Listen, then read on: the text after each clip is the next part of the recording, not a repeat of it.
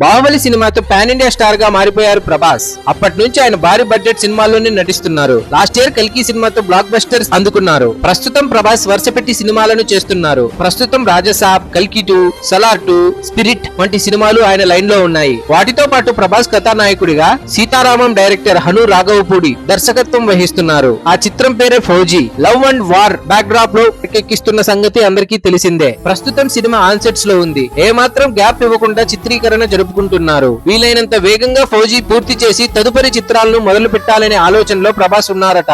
ఫౌజీలో ప్రభాస్ కు జోడీగా ఇమాన్వి నటిస్తున్న సంగతి తెలిసిందే. అమ్మడు లాంచింగ్ రోజే కుర్రాళ్ళ మనసు దోచేసింది. తనకు గతంలో హీరోయిన్ గా నటించిన అనుభవం లేదు. కానీ సోషల్ మీడియాలో అమ్మడి ఫాలోయింగ్ చూసిన హను ప్రభాస్ కు పర్ఫెక్ట్ జోడీగా ఉంటుందని భావించాడు. ఇక ఈ లవ్ అండ్ వార్ లో హీరో హీరోయిన్ మధ్య అందమైన ప్రేమ కథ చెప్పబోతున్నాడు హను. సినిమాలో ఎక్కువ హైలైట్ చేసేది ఈ అంశమే. లవ్ స్టోరీలు తెరకెక్కించడంలో హను స్పెషలిస్ట్ అన్న సంగతి అందరికీ తెలిసిందే. ఆయన ఈసారి వార్ బ్యాక్ డ్రాప్ లో పాన్ ఇండియాకు కనెక్ట్ చేసే ప్రయత్నం చేస్తున్నారు. దీంతో సినిమాపై భారీ అంచనాలు నెలకొన్నాయి. ఈ నేపథ్యంలో సినిమా గురించి మరో ఆసక్తికరమైన విషయం లీక్ అయింది. ఇదే సినిమాలో బాలీవుడ్ సెన్సేషనల్ బ్యూటీ ఆలియా భట్ కూడా నటిస్తుందట.